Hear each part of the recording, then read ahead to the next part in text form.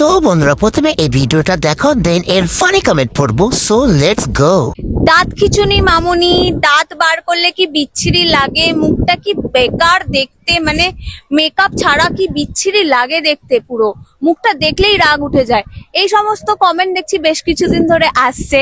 তো আমি একটাই কথা বলতে চাই যে আমাকে কেমন দেখতে না দেখতে সেটা নিয়ে আমার কোনো প্রবলেম নেই। আর আমার দাঁত কেমন, আমার হাসি বাজে কিনা, তাতেও আমার নিজের কোনো প্রবলেম নেই।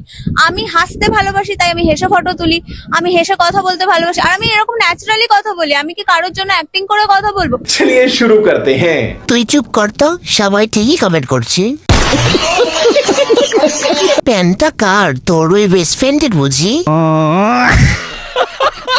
খারাপ কিছু বলেনি, ঠিকই তো বলেছে ছাপটি।